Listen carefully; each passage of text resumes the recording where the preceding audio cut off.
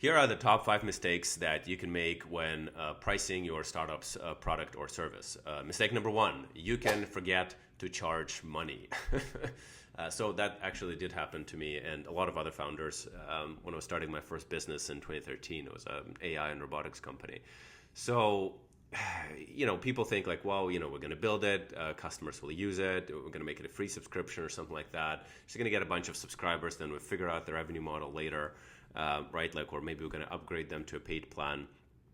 Look, I mean, this tended to work in some cases. I mean, Facebook and social media networks and stuff like that have an advertising model, kind of like as a revenue stream.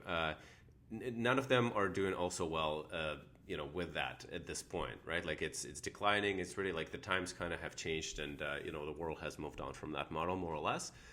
So look, just if you're not charging your customers for whatever it is that you're offering, then you're not running a business. You're running a very expensive hobby, right? And also you don't really, you don't have that like litmus test of determining like, do your customers even value whatever it is that you're offering them? Because think about it this way, money is a vehicle of value, right?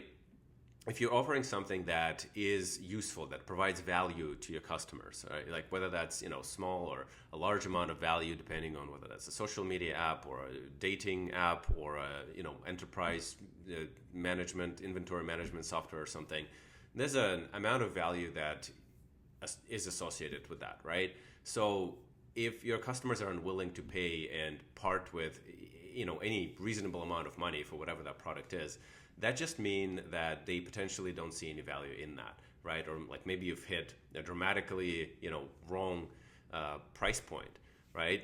And you have no way of knowing whether that's going to be a viable business or not from the financial perspective. Which brings me to my next point, mistake number 2. Don't be tempted to set your prices too low, making it challenging or impossible to grow that revenue quickly enough or to even have a solid business in the first place.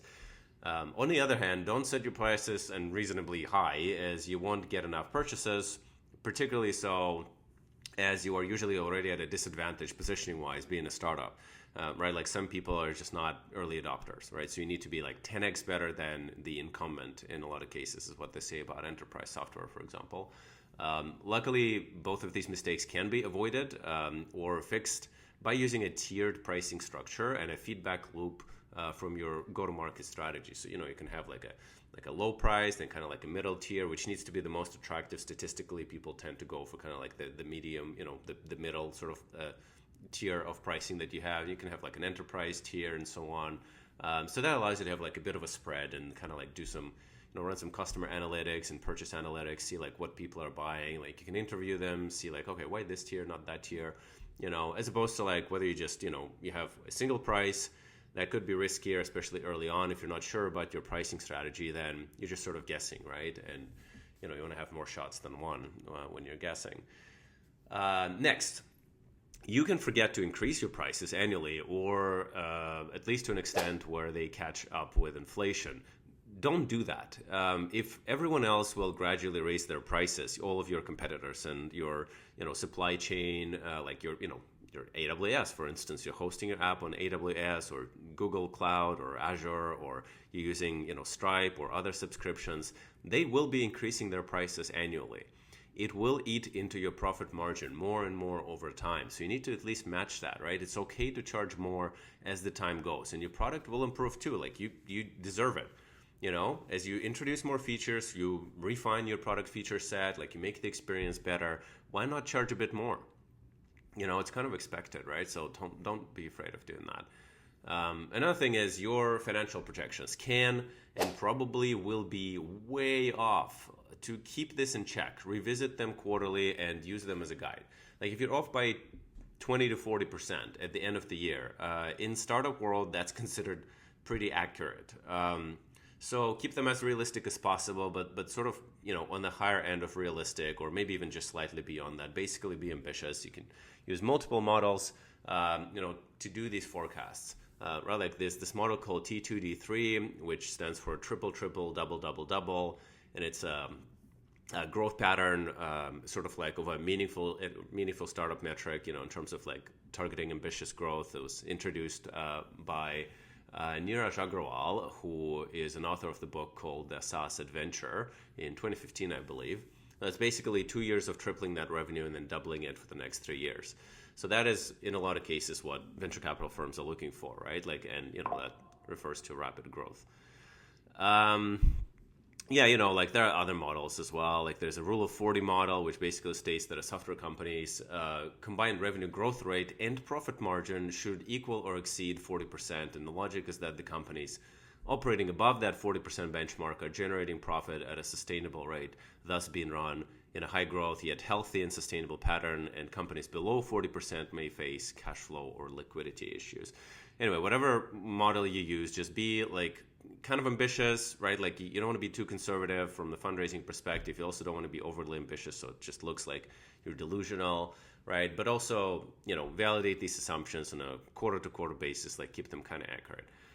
Last but not least, in terms of mistakes that you can make, be very wary of non-recurring revenue. It can be tempting to say yes to any kind of revenue project and customer, especially early on in a startup, but this kind of revenue will distract you from generating income by using your actual de facto main product and revenue combo, right? It will likely spook investors, which statistically it's going to have lower margins. It will often lead to what's known as the feast and famine cycle in your startup, where basically have periods of frantic selling, followed by periods where you are just forced to focus on kind of making these new customers happy, and you forget or not able to sell more, or simply experiencing a slow season, right? If it's a seasonal thing, right? And it kind of rinse and repeat, and your revenue growth pattern looks like this. It's very stressful and unsustainable as well.